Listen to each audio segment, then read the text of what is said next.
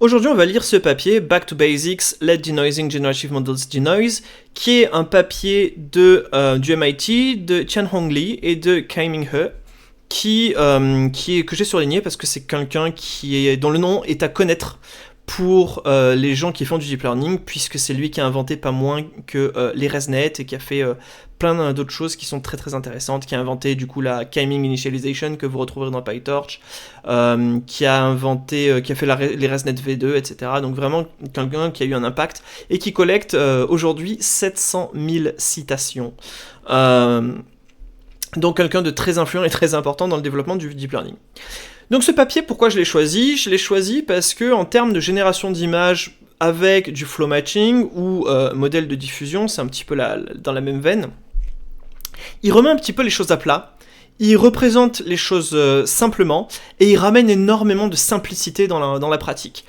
Et donc je trouvais que c'était un papier qui était très intéressant, parce que pour quelqu'un qui n'a pas suivi un petit peu comment faire du flow matching, comment faire tout ça, comment faire de la génération d'images, ça permet d'être un point d'entrée qui est un petit peu intéressant pour avoir un point d'entrée moderne et efficace, sans avoir à se retaper toute la littérature qui était devenue de plus en plus complexe.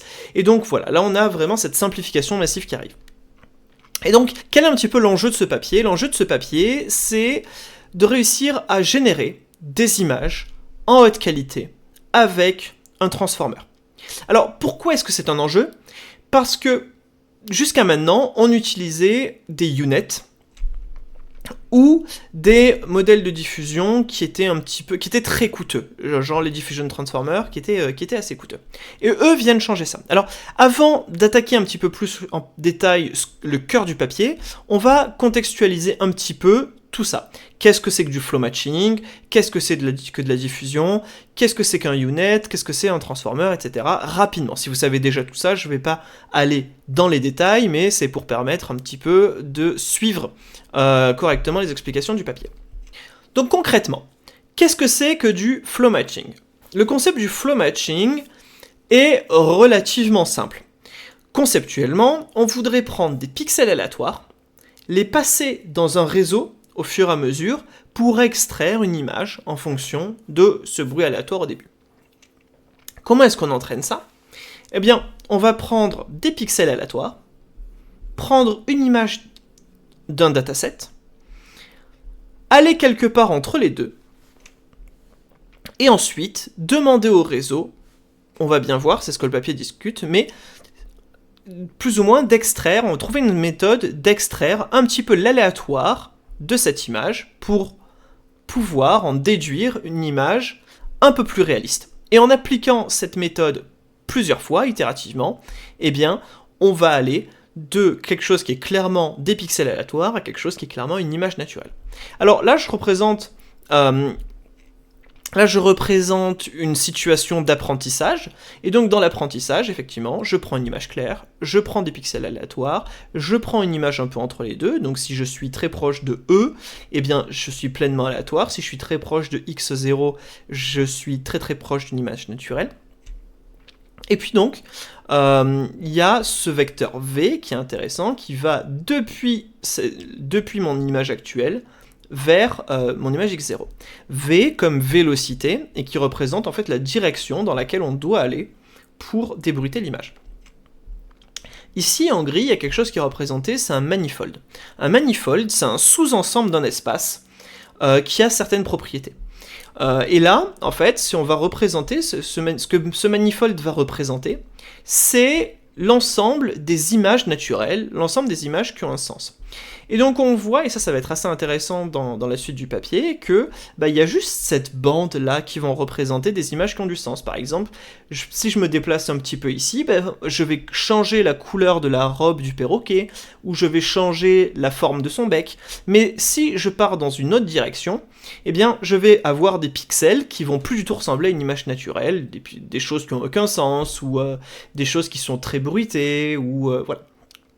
Des choses qui ne ressemblent pas à des images naturelles. Et donc on comprend bien que si je me déplace en dehors de ce manifold, mes pixels vont changer et vont perdre du sens.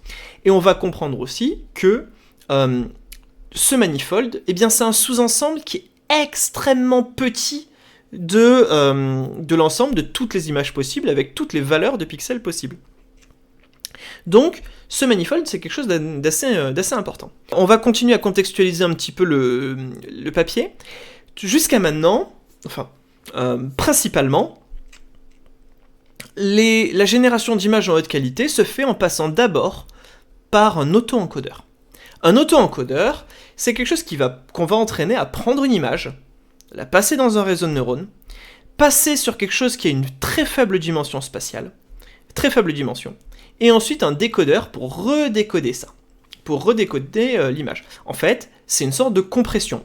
On prend l'image, il y a un certain nombre de pixels, on va passer dans un réseau de neurones pour avoir une représentation qui a une dimensionnalité inférieure au nombre de pixels de mon image de base, et puis redécoder pour repasser sur une image qui est visible. Encore une fois, le but, c'est de faire de la compression.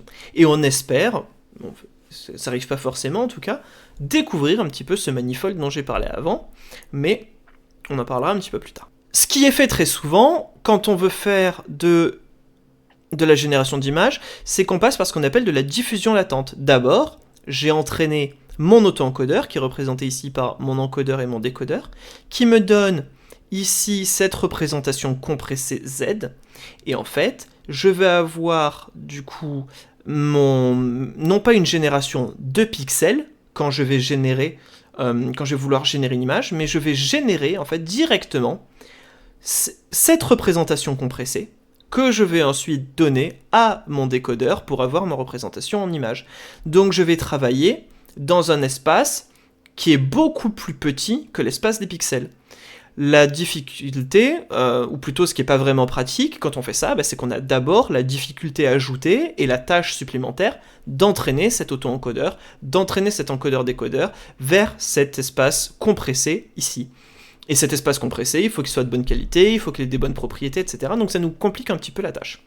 Tout ce qui était prédiction directement d'images, ça s'est fait en grande partie avec des UNet. Des UNet, c'est ces grosses réseaux à convolution qui vont travailler sur l'image en la redimensionnant de plus en plus petit au fur et à mesure que ça l'analyse, puis pour agréger des informations de plus en plus grandes sur l'image, puis réaugmenter la taille de mon image et faire passer les informations de niveau en niveau. Mais depuis les Convolutional Neural Networks, on a les transformers qui sont apparus, et on sait que les transformers sont sacrément efficaces, puisque dans énormément d'applications, ça marche beaucoup mieux que les convnet. Mais pas dans la prédiction directement, pas dans la génération d'images directement par pixel, seulement avec l'espace latent de l'encodeur-décodeur. Quand on a une image transformer, on prend notre image, on la coupe en petits bouts, c'est ce qu'on appelle faire des patchs, et ensuite on les passe dans ces blocs transformers où les différents patchs vont pouvoir communiquer entre eux, s'échanger des messages, en gros c'est le modèle mental à avoir, et à la fin, ce qu'on veut, c'est réassembler ces patchs pour réavoir notre image. Donc on va les transformer, ces patchs, au fur et à mesure, et les réassembler en une image. Ce que ce papier est en train de dire, c'est se poser la question, au final, qu'est-ce qu'on prédit avec notre réseau ? On a plusieurs choix. Soit on peut prédire directement l'image débruitée. Donc on a l'image bruitée actuelle en entrée, on la passe dans le modèle, et on prédit soit l'image directement débruitée, l'image qu'on pense être l'image finale, soit on prédit le bruit dans l'image, auquel cas il n'y a plus qu'à le retirer de notre image bruitée pour récupérer l'image finale, soit on prédit le déplacement, V, la vélocité, donc le déplacement qu'il faudrait depuis l'image bruitée jusqu'à l'image finale, c'est-à-dire la modification à appliquer au pixel de mon image bruitée initiale. Et on voit qu'il y a, du coup, qui sont résumés dans ce tableau-là, eh bien, c'est facile de transformer l'un en l'autre. C'est très facile d'obtenir le bruit par rapport à la prédiction de l'image et l'image bruitée. C'est très facile d'obtenir la vélocité à partir de l'image initiale et d'autres choses, etc. Et donc là, ce que ce tableau représente, c'est comment est-ce qu'on convertit l'un à l'autre. Mais du coup, ce papier va un petit peu plus loin. Il dit, si on prédit l'un, et qu'on peut transformer l'un en l'autre indistinctement, Alors, qu'est-ce qu'il faudrait mettre comme cible à l'apprentissage? Est-ce qu'il faut prédire x0 avec le réseau et le transformer, par exemple, en epsilon dans le bruit et essayer à la fin de ressembler au bruit le plus possible? Est-ce qu'il faut partir du bruit et prédire le bruit, donc juste rien transformer du tout? Est-ce qu'il faut partir d'un réseau qui prédit la vélocité, mais s'en servir pour comparer avec la cible de l'image de destination? Bien, c'est la question que se pose ce papier. Voilà. Donc on voit sur cette table qu'on a, au final, une combinaison, 9 combinaisons possibles, entre qu'est-ce qu'on prédit avec le réseau, et avec quelle cible est-ce qu'on fait l'apprentissage. Donc voilà, ce papier vient se positionner ici, en disant, nous, on va réétudier cette question de qu'est-ce qu'on prédit, comment on le prédit, et on va vous montrer que on n'a plus besoin d'avoir un UNet, on peut embrasser le progrès et utiliser un Vision Transformer. On n'a plus besoin d'avoir un auto-encodeur pour travailler en haute dimension. On peut le faire directement avec des pixels. Et ils ont des résultats qui sont suffisamment bons et ils viennent effectivement poser une nouvelle base simple sur tout ça. Ils nous disent que à la base, effectivement, le concept des modèles de diffusion, c'était censé être du débruitage. On a une image bruitée et on a prédit une version propre. Néanmoins, il y a eu 2 étapes significatives dans l'évolution des modèles de diffusion qui ont fait dévier de cet objectif. Et donc, on a eu des expériences qui ont montré que prédire le bruit plutôt que l'image cible était plus efficace et améliorer la qualité. Et ensuite, ça, c'est resté. Ensuite, il y a une deuxième étape qui est arrivée, où on a prédit la vélocité, donc la transformation à appliquer au pixel actuel pour avoir l'image de bonne qualité, l'image finale. Et ça, évidemment, c'est une quantité qui combine à la fois l'image finale propre et le bruit. Et eux, ils sont en train de dire qu'en déviant de cet historique, eh bien, on a fait quelque chose de vraiment, vraiment pas naturel. On a fait vraiment quelque chose de pas naturel, que si ça avait marché à l'époque, c'était accidentel, que ça aurait pas dû, que c'était tombé en marche. Mais qu'il faut revenir aux choses simples pour que les choses refonctionnent mieux. La première raison à ça, c'est ce qu'on appelle la première raison à ça, c'est le manifold, ce que je vous ai présenté. Le manifold, c'est-à-dire ce sous-ensemble qui correspond à le sous-ensemble des données qui correspondent à des vraies images. Un réseau, quand il va vouloir travailler, naturellement, si on lui apprend à prédire juste l'image finale, en fait, on lui apprend à prendre n'importe quel point qui n'est pas sur le manifold et à le ramener sur ce manifold. Et donc ça, c'est très sympa parce que ça veut dire qu'en fait, le réseau peut juste apprendre à modéliser ce sous-ensemble, qui est beaucoup plus petit que l'ensemble brut, peut juste apprendre à modéliser ce sous-ensemble et ignorer petit à petit, débruiter, c'est la chose qui arrive en entrée. Donc on modèle beaucoup mieux le manifold, c'est-à-dire que directement on dit au réseau comprend ce que c'est qu'une image réelle, et ensuite la tâche c'est juste de se rapprocher de cette image réelle. Effectivement, on va commencer à avoir un problème si on ne fait pas ça. Le premier problème qui est soulevé dans ce papier, c'est celui de la capacité. Si on commence à vouloir décrire cette image, par exemple à vouloir dire ce qu'on veut prédire avec cette image, et qu'on veut prédire l'image réelle, voyez à quel point c'est simple. Je prends cette image bruitée, et si je veux prédire l'image réelle, mon réseau, ce qui veut dire, il fait, non, en fait, c'est juste un perroquet jaune avec une crête verte. Et c'est tout. Naturellement, là je viens de compresser cette image, je viens de compresser ma destination, mon image propre, dans quelque chose de très faiblement dimensionnel. Je viens de compresser en quelques mots, je viens de compresser ça sémantiquement en quelques mots. Maintenant, si je veux prédire le bruit, donc la transformation qui a été apportée à mon perroquet, là, avec du langage, ça va être très difficile. Et bien en fait, avec une image, pour mon réseau, c'est très difficile aussi. Ça veut dire que dans tout le réseau, au sein de tout le réseau, il va falloir qu'il porte très exactement la valeur de chaque pixel qui a été altéré de façon aléatoire. jusqu'à la fin du réseau en extrayant petit à petit le bruit qui a été apporté, ce bruit qui a été aléatoire. Si on veut le voir encore d'une autre façon, imaginez que je vous donne pour tâche, je vous donne cette image, et je vous dis allez-y, allez sur Photoshop, et produisez-moi l'image réelle. Bah, ça va être très simple, vous allez prendre vos couleurs, vous allez commencer à colorier par-dessus le bruit, en disant ok ça c'est relativement simple, là c'est vert, là c'est jaune, je colorie, etc. etc., etc. Maintenant si je vous dis, je vous donne cette image, je vous dis bah, allez-y, allez sur Photoshop, et prédisez-moi, récupérez-moi le bruit de cette image, bah là ça devient beaucoup plus dur, il va falloir effacer le perroquet, tout en gardant les valeurs de pixels qui ont été superimposées. Et c'est beaucoup plus dur, ça va être beaucoup plus dur.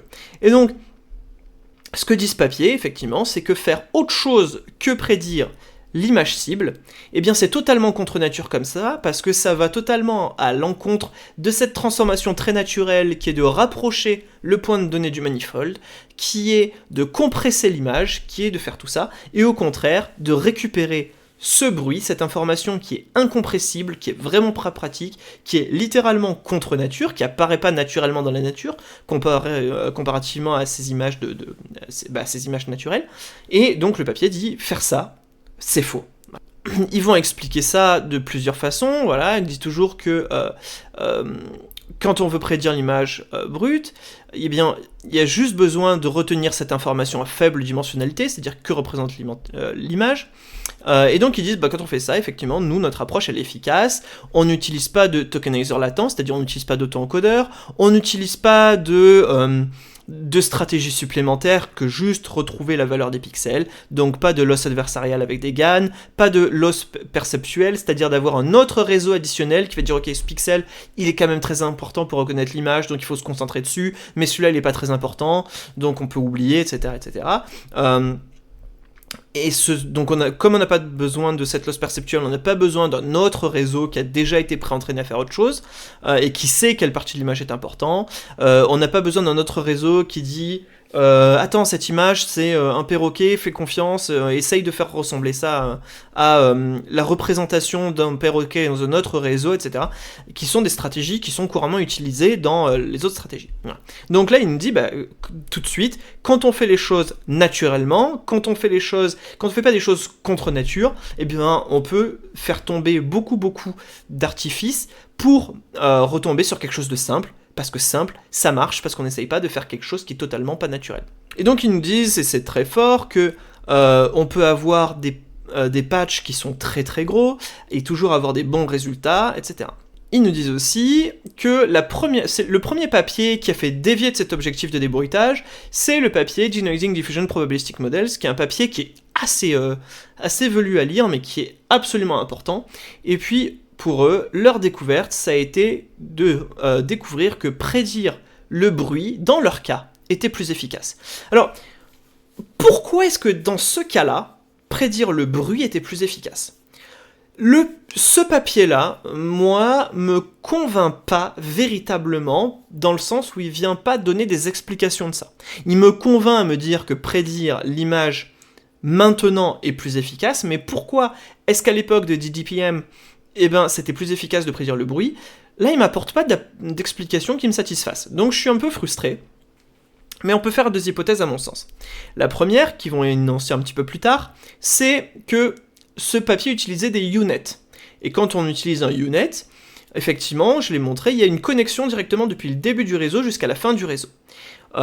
Et donc, le bruit, il n'y a pas besoin de conserver cette information de bruit du début à la fin du réseau, sans la perdre et sans la compresser, etc., etc. C'est un peu comme si, pour reprendre mon exemple de Photoshop, vous aviez le droit à créer un calque pour conserver ce bruit et travailler juste sur un calque en dessous. Donc, pour une raison ou pour une autre, le UNet va faire en sorte que travailler à conserver ce bruit est efficace. La deuxième hypothèse qui m'apparaît raisonnable, c'est que prédire ce bruit-là, en fait, quand on prédit le bruit, ou en fonction de la cible qu'on prédit, eh bien, il y a des étapes qui vont être plus faciles que d'autres. Typiquement, si je suis au tout début, que je présente une image quasiment, mon image corrompue par mes pixels aléatoires, à mon réseau et que je demande de prédire le bruit, c'est trivial. Il suffit que je transmette l'image initiale, et j'ai carrément juste. C'est très emmerdant d'ailleurs. C'est très emmerdant parce que quand je vais vouloir générer mon image, et que je prédis epsilon, que je prédis mon bruit, eh bien, dans quelle direction je pars ? Je demande à mon réseau de me prédire quel est le bruit dans mon image qui est totalement bruitée. Évidemment, mon réseau me rend mon image telle quelle, donc je ne sais pas du tout ce que je dois faire à mon image pour commencer à la faire ressembler à une image naturelle. Donc ça, c'est très emmerdant. Ce qui a fait qu'on a dû tricher pour contourner ça. D'ailleurs, si on reprend ici la courbe, on voit bien que quand je prédis epsilon, quand je suis au début de mon processus de diffusion, à t égale 0, eh bien, j'ai une division par 0 ici, qui montre bien que je ne sais pas du tout dans quelle direction aller. Par contre, ça va avoir l'avantage de pénaliser, d'être une tâche qui va être plus difficile quand l'image est quasiment propre. Quand l'image est quasiment propre, retrouver ce bruit-là, ça va être assez difficile.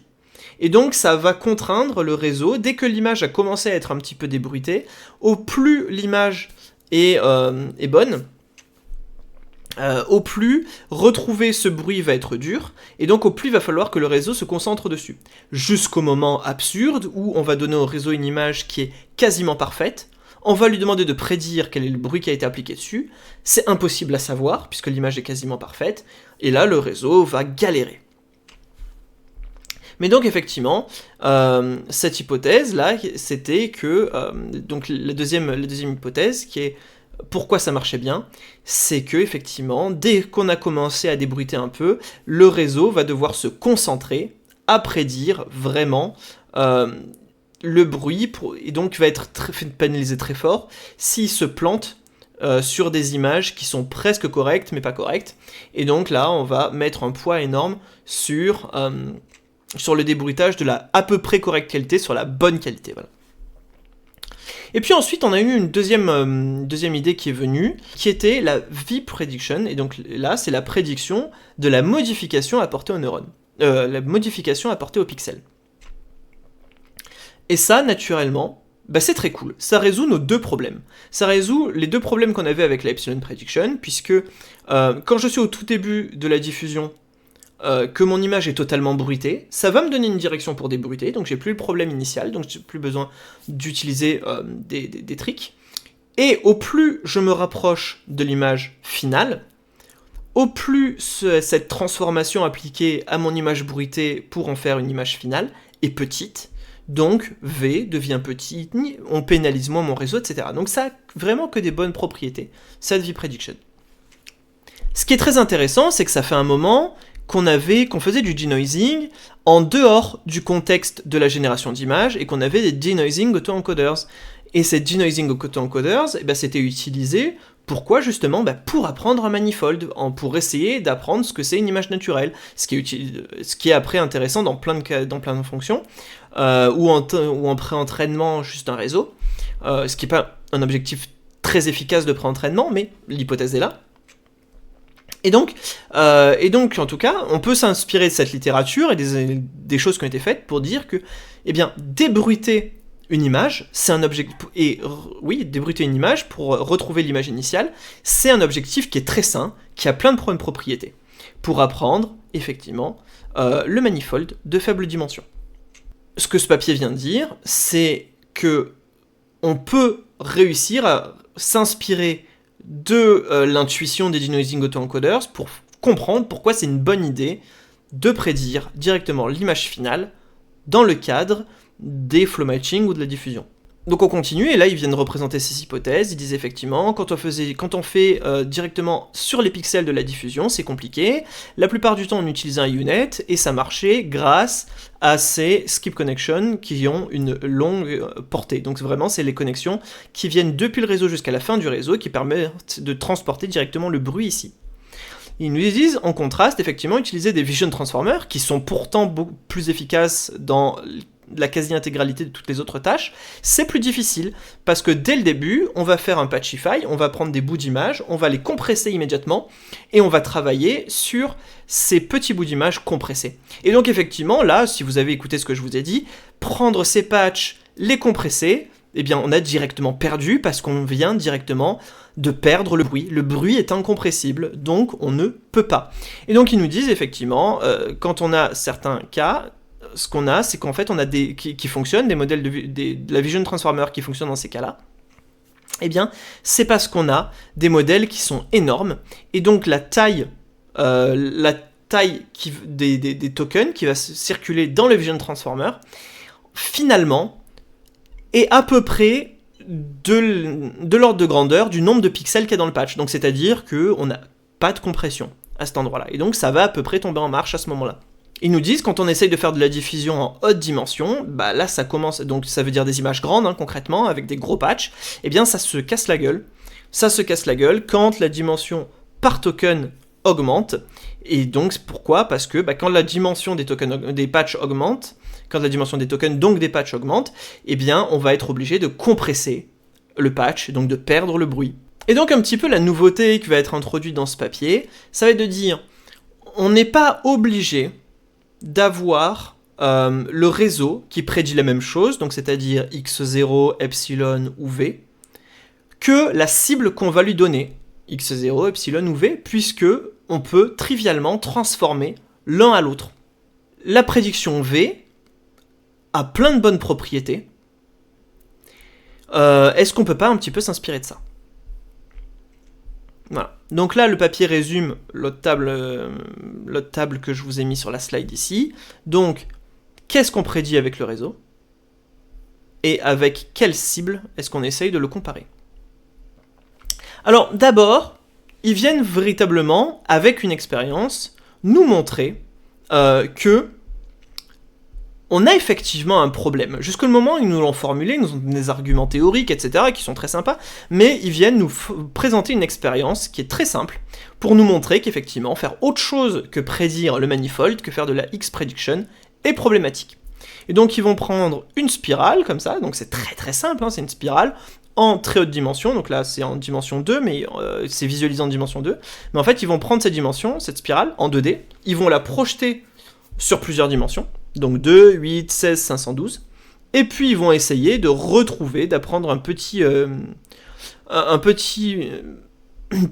modèle de flow matching sur juste ces données aussi simples que ça. Et donc effectivement, ce qu'on voit, c'est que quand le réseau prédit X, quelle que soit la dimensionnalité dans laquelle a été projetée de sa spirale, donc jusqu'à 512 dimensions, ça fonctionne sans broncher, que l'Epsilon Prediction, dès 16 dimensions, ça commence à s'écrouler, et puis en 512, il n'y a plus personne, et puis que la V Prediction, là ça tient encore, et en 512 dimensions, c'est quasiment de l'aléatoire. Donc on n'arrive pas, par rapport à la 512 dimensions, eh bien le modèle tient très très bien. Cette expérience nous montre de façon indiscutable que faire autre chose que prédire la donnée propre avec le réseau mène à quelque chose de catastrophiquement mauvais. Ils vont nous présenter des expériences qui sont là, où ils vont tenter en fait les 9 combinaisons et nous montrer les scores qu'ils obtiennent. Alors là c'est du FID, et donc le FID c'est une distance, donc au plus c'est faible, au mieux c'est. Il nous montre que si on fait autre chose que prédire l'image propre avec le réseau, ça se casse totalement la gueule.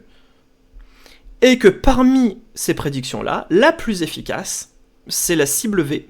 Parce que la cible V va conserver exactement toutes les bonnes propriétés qu'on veut.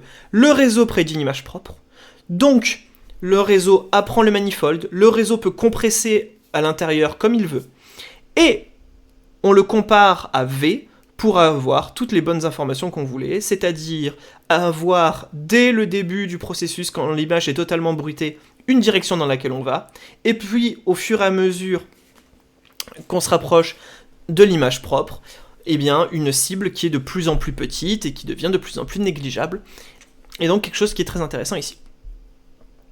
Ils refont ça, donc ça c'est sur des images de 256 par 256. Ils refont ça en faible dimension.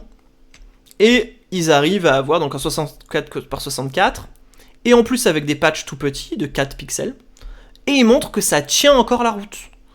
Et ce qu'ils nous montrent, effectivement, c'est qu'en comparant les deux, certes, avec des patchs tout petits et des toutes petites images, on arrive encore à transporter ce bruit incompressible du début du réseau jusqu'à la fin du réseau, mais dès qu'on essaye de faire quelque chose d'un peu plus grand, ça se casse la gueule.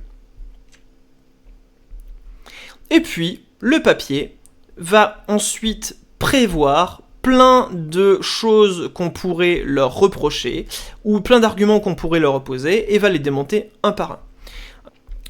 Ils viennent apporter des choses, donc là, il y a des... dire que, vous savez de quoi je parle si vous faites de la diffusion, mais c'est vraiment tangent et orthogonal au propos du papier, donc je ne vais pas rentrer dedans, que changer la distribution d'entraînement un petit peu, est-ce qu'on s'entraîne plus sur des images très bruitées ou pas très bruitées, etc. Ça n'explique pas tout, même si en bougeant ce paramètre, hop, on arrive à améliorer un peu le score.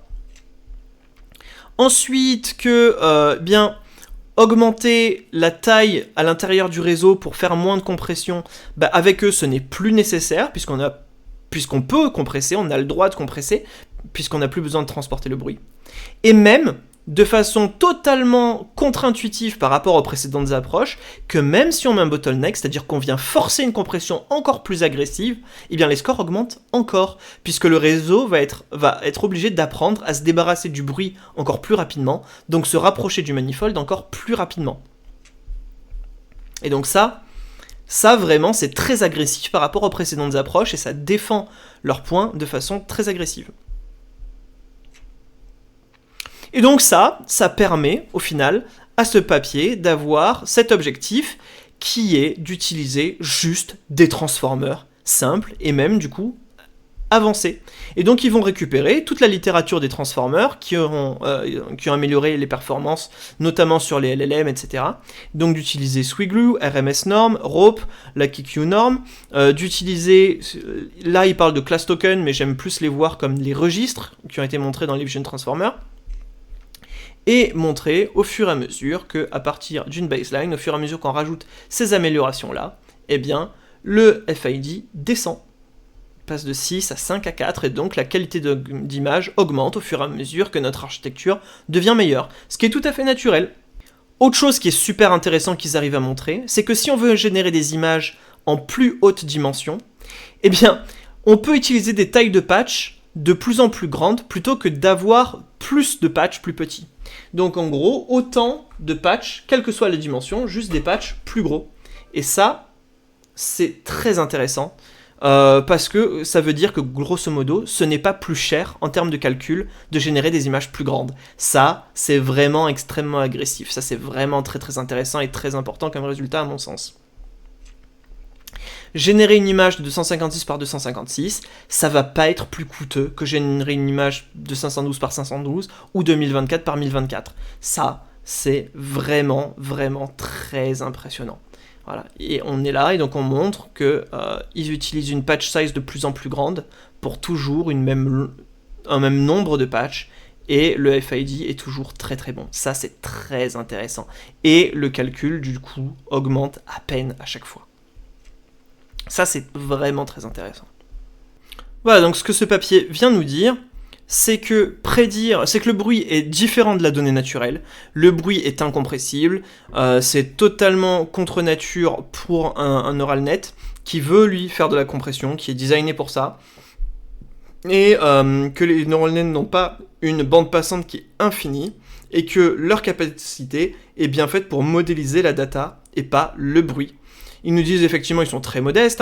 Sous ces perspectives, nos découvertes de la X-Prediction sont en fait naturelles, totalement naturelles et totalement évidentes une fois qu'on y pense. Voilà.